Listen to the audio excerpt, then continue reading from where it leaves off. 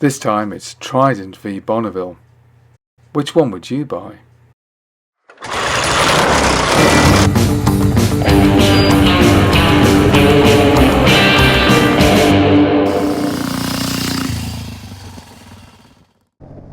Before we start, don't forget to like and subscribe for more content. So picture the scene in your head. It's a bunch of guys sitting in a pub. You have a few too many drinks. Now when you have a few too many drinks, you tend to have really big ideas. And unfortunately, you like to tell all your friends about your really big ideas. Now on this occasion, you have a particularly crazy one. You stand up proudly and you say, I'm going to buy myself a 750 Triumph. But none of your Hinkley rubbish, nothing modern. I want something from the 1970s, 750 cc's. In the cold light of day, you wake up with a muzzy head and a fairly vague memory of the night before, but you're pretty sure that you made some sort of commitment which you didn't really want to commit to. But you take a leaf out of Evel Knievel's book and say, if I said I'm going to do a thing, by gosh I'm going to do it. So you start scrapping around for a 750cc Triumph. Okay, so what are your options? First of all, you could go for the 1960s bike. The problem here, of course, you don't really know where the bits have been sourced from or who's actually done the overbore, who's done the work. This could either be an awesome bike or an awesomely terrible bike. There's probably no middle ground here. So let's look at production bikes. What are your options?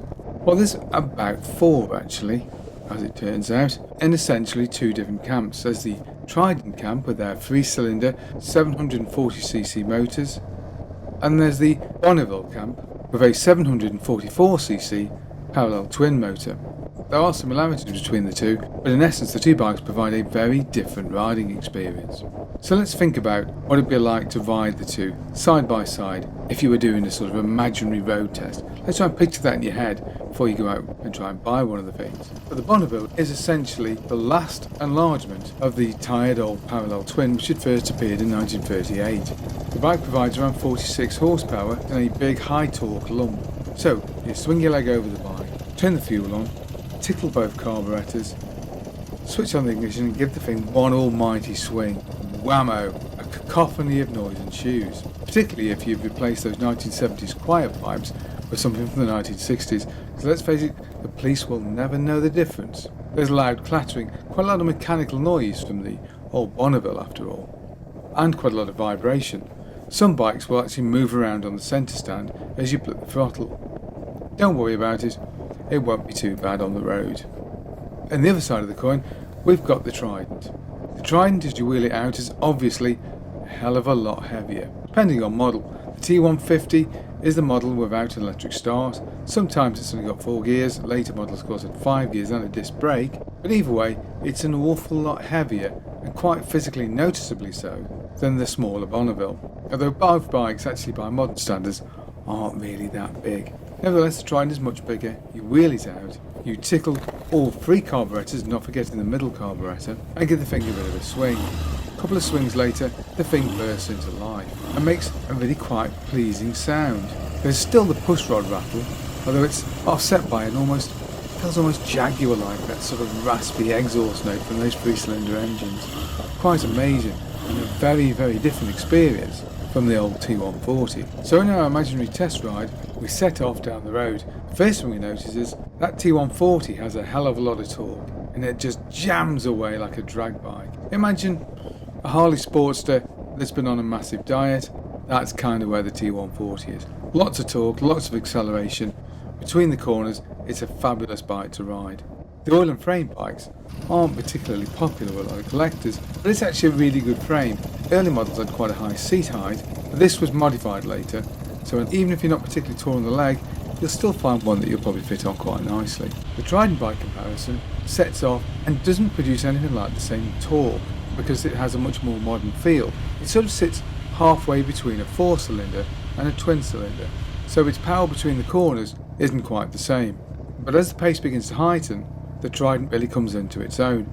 It may not turn as quickly or be as nimble as the mighty Bonneville, but it is a very stable handler and it will corner well. It may take a little bit more effort to make it do so.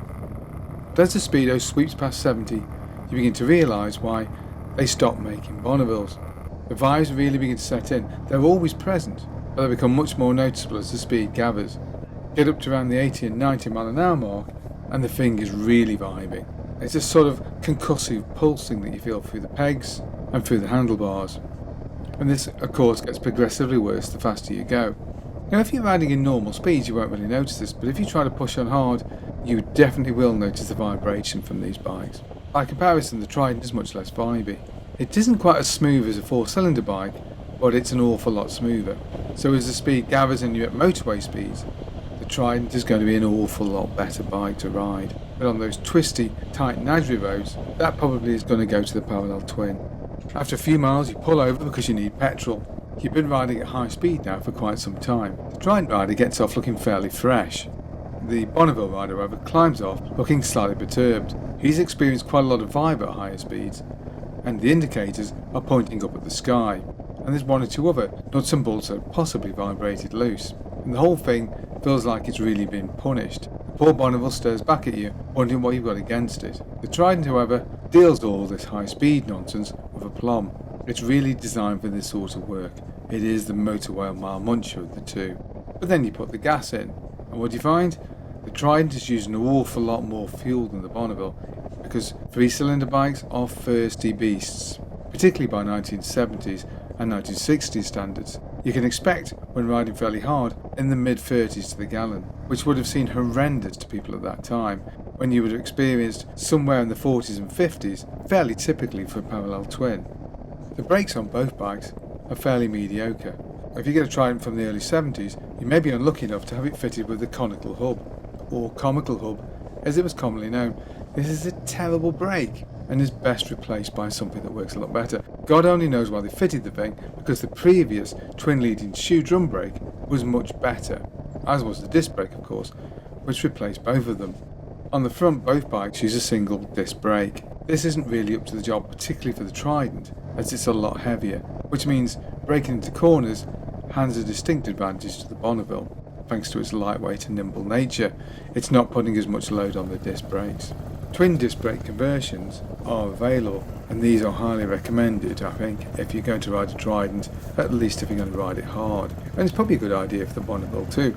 People have got very used to excellent brakes these days, and the disc brakes of the 1970s are not, particularly in wet conditions, they don't work at all well. Although modern compounds used for brake pads have made quite a difference, and they're much more effective than they would have been back in the day, particularly in damp conditions. Ownership of the two bikes really couldn't be more different.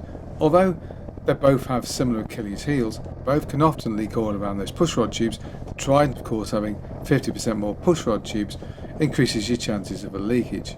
It also means that for the home maintenance guy, the Trident is quite an intimidating prospect. There are more valves to tackle, and they're less accessible after all. And trying to strip the head and barrel off the Trident is not an easy thing to do. This is also a problem on the parallel twin, and to be honest, working on both of them if you're going to take the head and barrel off, it's a damn good idea to bring a friend. And then comes down to the hard matter of cash. Which one of the two makes the best value for money? The Trident is becoming a bit of a collector's piece, whichever model it may be. The T160, the final model in particular, is very desirable, and quite rarely too. It handles well, and it is a beautiful machine, and a lot of the issues with the early bikes are very much sorted. Not surprising, this tends to be reflected in the price. They are extremely expensive, not in the BSA Gold Star bracket, but pretty darn expensive anyway. Parallel twin 750s, the T140s and TR7s by comparison, are much less so. You can pick up a reasonable one for between £5,000 and £6,000. Another important part of this is of course going to be maintenance schedules. If you do your own maintenance, the Bonneville is going to be much easier. And they're generally pretty solid beasts, the T140, TR7 range. They will run for a long time and be fairly dependable. You may not get the top speed, but they will keep running. The Trident is a very different prospect and takes a lot of specialist knowledge, particularly if you're going to have a complete engine rebuild. You can't just let your mate have a go at it. This is a bike that needs specialist assembly if that crankshaft isn't going to break on you. However, a properly assembled Trident can be a very reliable beast, particularly when fitted with modern carburetors. For carburation was a big problem back in the day. Trying to get at the setup to adjust that middle cylinder was of course fairly tricky. Modern carbs will sort this out and will also provide you with much smoother running. So investing in modern carburetors actually on either bike is a really good idea, because the twin carb setup on the Bonneville suffers similar problems. It tends to wear because of excessive vibe. So having the carburetors rebuilt, or actually just plain replaced, is never a bad thing. A Bonneville will run much more smoothly and will be much less vibey if it's got a decent set of brand new carbs fitted. Fitting electronic ignition is an option for both, and is probably a good idea. It'll make starting easier and will generally prove to be more reliable and reduce your level of maintenance you're going to have to do. But then the question comes down to which one would you go for? I think it depends what you've got in mind and also how much you've got to spend. Broadly speaking though, if you've got deep pockets and you want to do a lot of high speed riding, Trident is a really good option, particularly one of the latest T160s, which even has a fairly effective electric start system. But they are harder to find. Only 27,000 or so Tridents were ever built of all models, so it's difficult to find a good one. The T140 by comparison is a very different story. They are much more abundant, they were built in much greater numbers, and they're generally much more reasonable to buy. But of course they don't offer the performance, particularly at motorway speeds, that the T160 T150 does. But again, this is going to depend on the sort of riding you want to do. If you live in a rural area and you want to do a lot of riding on twisty A roads, the Bonneville is probably going to be the way to go. It's going to be cheaper on the pocket and just as much fun. That torquey engine really pulls out of corners very well, and it will out-turn and out-stop and out-accelerate a Trident if you're not actually thrashing the thing. The Trident will go quicker, but you've got to work it that bit harder to extract that extra performance, which is quite considerable. 58 horsepower on British bikes is usually measured at the back wheel, so compared to a Japanese bike, it's the equivalent to a bike with actually quite a bit more than 58 horsepower. And this is reflected in the speed, about 125 miles an hour for a T150. So the old adage holds true really. If you've got lots of money and you want to go fast, buy a Trident, or if you want to have a fun time on a fairly reliable bike and stay solvent, then plump for the parallel twin. For me, if it came down to a Bonneville or a T150 T160, I'm going to go for option number 3, the elephant in the room, the Tiger TR7RV. Why? Because it uses a single carb. Single carb means half as much trouble and a bit less vibes. You may lose a little bit of horsepower, you get about 42 to a Tiger, but you gain that back in even more torque, which if you travel on fairly twisty roads, as I do, is ideal. Deb ran a Tiger 750 for a few years, and we found it to be an excellent bike. Never gave us any trouble, apart from the odd oil splash of course, but was generally a reliable beast that gave really good service. Maintenance was fairly simple, and it was easy to live with, so that would be my choice really. I kind of cheated really, didn't I? Which bike would you choose? Would you go for the raw power of the Trident or the cheap, cheerful and torquey nature of the Bonnie stroke TR7? It really is a very personal choice. But what would be yours and why? If you enjoyed this video, don't forget to like and subscribe, and of course, thank you very much for watching.